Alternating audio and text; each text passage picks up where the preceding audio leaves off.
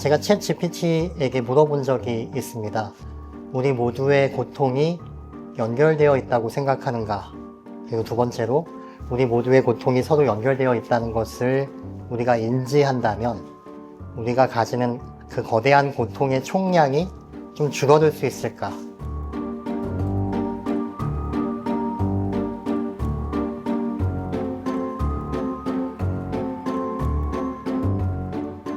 우리는 일상 속에서 참 자주 이런 말을 나눕니다. 건강이 최고다. 아프지 말고 오래 사세요. 건강은 의심의 여지 없이 중요한 가치입니다. 하지만 어느 순간부터 건강은 단순한 삶의 조건을 넘어 마치 성취해야 할 목표 그리고 도덕적 기준처럼 작동하고 있습니다. 조한진이 작가라는 분은 아파도 미안하지 않습니다라는 저작에서 이 지점에 대한 비판을 제기합니다. 그녀는 우리가 살고 있는 이 사회를 건강 중심 사회라고 부릅니다. 이 사회에서 건강은 개인의 능력과 책임으로 간주되고 아픔은 개인의 관리 부족 혹은 실패로 오해되곤 합니다. 예컨대 피곤해 보이면 운동을 더해, 우울하다고 말하면 마음을 단단히 먹어야지, 병을 얻으면 관리를 좀 잘하지 그랬어, 이런 말들 들어보신 적 있지 않으세요? 이런 말들 어느새 자연스러워졌지만 사실 그 말 뒤에는 아픈 사람을 조용히 고립시키는 시선이 숨어 있습니다. 건강하지 않은 몸, 취약하고 의존적인 몸은 이 사회에서 점점 더 설 자리를 잃어갑니다. 회사에서도, 학교에서도, 일상에서도 우리는 아프지 않은 존재로 살아갈 길을 요구받습니다. 아프지 않음은 강인함과 성실함의 증거가 되고 반대로 고통은 미숙함이나 책임감 부족으로 간주되기가 쉽습니다. 이때 아픔은 질병이 아니라 일종의 결함이 되고 건강은 도덕적인 우위처럼 간주됩니다. 하지만 이 문제를 개인의 문제로만 바라볼 수가 있을까요? 고통을 개인의 몸에 갇힌 문제가 아니라 사회 구조와 관계 속에서 발생하는 것으로 바라보는 그런 시선의 필요에 대한 이야기입니다. 예컨대 누군가는 장시간의 노동으로 몸이 상합니다. 누군가는 불안정한 고용과 경제적 어려움 속에서 정신적인 고통을 겪습니다. 또 누군가는 돌봄 노동을 떠안으면서 자기의 삶을 후순위로 미뤄야 합니다. 이런 고통들은 결코 관리 부족이라는 말로 표현될 수는 없습니다. 그것은 노동 환경, 의료 접근성, 소득 격차, 사회적 안전망, 가족 구조 등 우리 사회의 조건들이 서로 얽히고 설키면서 만들어내는 결과입니다. 그럼에도 불구하고 우리는 아직도 이렇게 묻는 것 같습니다. 왜 더 잘 관리하지 않았어? 이 질문은 고통의 원인을 사회가 아니라 개인에게 돌리는 질문 같습니다.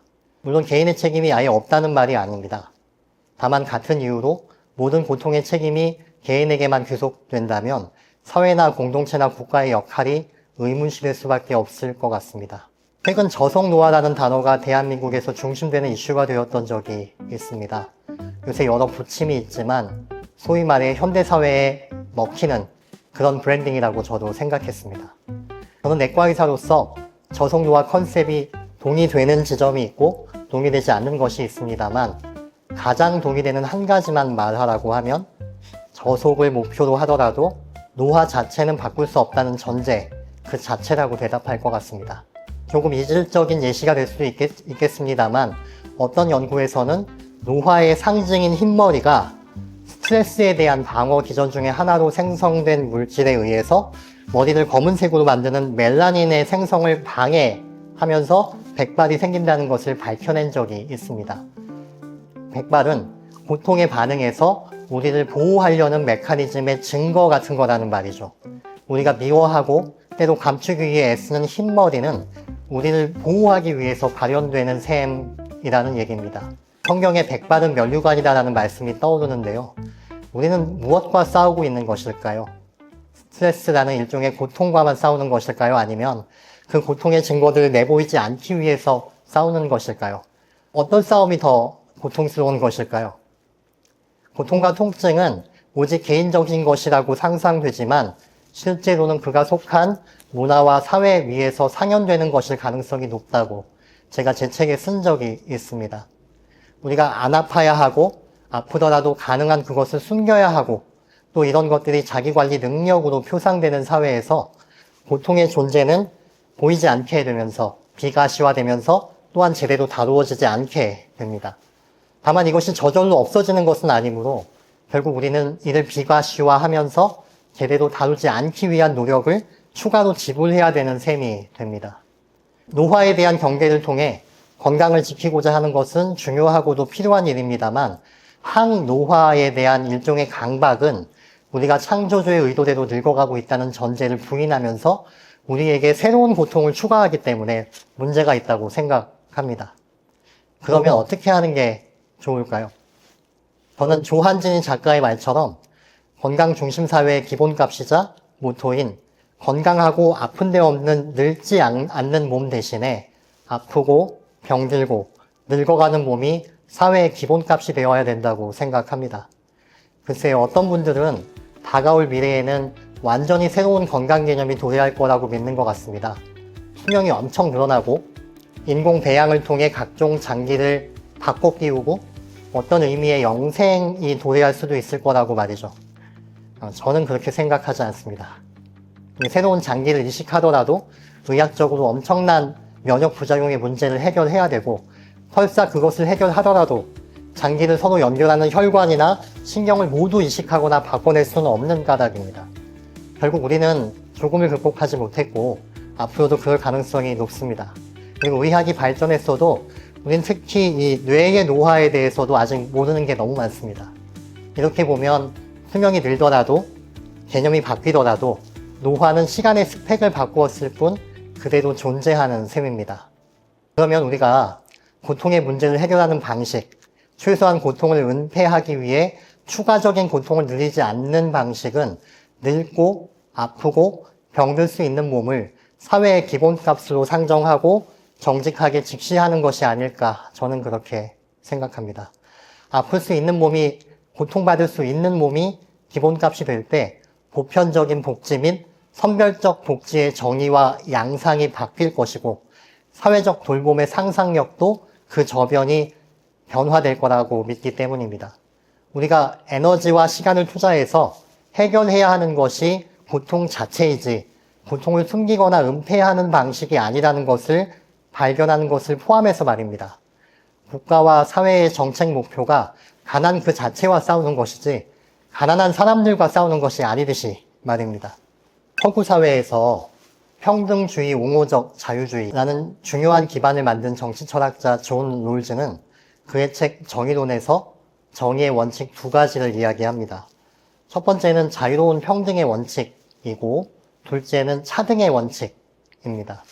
이는 중요한 통찰을 주는데요. 첫 번째는 원초적 입장에서 모든 시민은 자유롭고 평등하다는 것이고 두 번째로는 만약 그럼에도 불구하고 불평등이 존재할 수밖에 없다면 가장 적게 받은 자에게 가장 많이 배분함으로써 이를 해결한다는 것입니다. 제 생각에 롤즈는 천재적입니다. 잘 고안된 이론이고 꽤 괜찮아 보이는 논의입니다만 여기 저는 큰 문제가 하나 있다고 생각합니다. 롤즈의 정의론에서 자유롭고 평등한 시민에 주목할 필요가 있습니다. 여기서 자유라고 하는 것은 롤즈 본인의 표현대로 칸티안 노션, 즉 임마누엘 칸트의 자유 개념입니다. 어려운 철학 개념일 수도 있지만 칸트는 제3이율 배반을 통해 자유라는 개념을 이끌어냅니다. 칸트는 자연 법칙으로부터의 해방을 자유라고 정의합니다. 예컨대 제가 팔을 이만큼 중력 방향으로 들어올릴 수 있다면 이만큼의 자유가 있는 셈인 거죠. 자연 법칙으로부터 이만큼 해방되는 것이니까요. 그래서 칸트의 자유는 자율, 즉 오토노미입니다. 그럼 여기서 한번 생각해 봐야 될 필요가 있습니다. 자율적이지 못한 사람들은 어떻게 되는 걸까요? 1급 장애인들은요. 식물인간이 된 사람들이나 침상의존적인 침대에 누워있는 사람들은요. 이들에게는 자유가 없는 것일까요? 서구 사회 전체를 정초했던 정의로운 사회에서 이른바 원초적 입장, 그 오리지널 포지션에 있는 시민들이 가져야 하고 가질 수 있는 자유가 단지 자율에 불과하다면 이 자유를 못 갖는 돌봄이 필요한 몸들, 아픈 몸들, 늙어가는 몸들, 결국은 자율적이지 못하게 될 모든 몸들은 이 자유로운 시민사회에서 제외되게 되는 결과를 가져오게 되는 것입니다. 결국 롤즈의 저기론은 그 풍부한 논의의 장점에도 불구하고 이러한 이론적 결락으로 인해 아프고 병들고 늙어가는 비자율적인 몸을 시민사회에서 배제하고 이를 이론적으로 승인했다는 점에서 개선의 여지가 필요하다고 저는 생각합니다. 누군가는 이런 작업을 해야 합니다. 이론적으로도 실천적으로도 우리는 건강 중심 사회, 즉 건강하고 자율적인 몸의 기본값에서 아플 수도 병들 수도 날마다 후퇴할 수도 있는 그런 몸으로 사회의 기본값을 바꾸어 나갈 필요가 있다고 생각합니다. 건강 중심 사회에서 돌봄 중심 사회로 이동한다는 것이 어떤 의미인가에 대한 논의를 좀 나누어 보았습니다. 제가 챗 GPT에게 물어본 적이 있습니다. 우리 모두의 고통이 연결되어 있다고 생각하는가? 그리고 두 번째로, 우리 모두의 고통이 서로 연결되어 있다는 것을 우리가 인지한다면 우리가 가지는 그 거대한 고통의 총량이 좀 줄어들 수 있을까? GPT가 둘 다 그렇다라고 대답했습니다. 다만 두 번째 질문에 대해서는 이거는 그냥 되는 것이 아니고 사회적 변화가 수반되어야 된다는 얘기를 했습니다. 저는 그 말도 일리가 있다고 생각이 듭니다. 우리가 돌봄 중심 사회로 이행한다는 것을 다시 생각한다면 결국 나도 아플 수 있고 당신도 아플 수 있고 서로 아픔을 주고받을 수 있는 존재이면서 동시에 그 아픔을 돌볼 수 있는 존재라는 것을 인식하는 것을 말합니다. 우리가 아플 수 있는 몸이라는 것, 고통받을 수 있는 몸이라는 것을 기본값으로 생각할 때 아마 그 고통을 이해하고자 하는 어떤 저변도 바뀌고 돌봄의 상상력도 바뀌지 않을까, 저는 그렇게 믿습니다. 경청해 주셔서 감사합니다.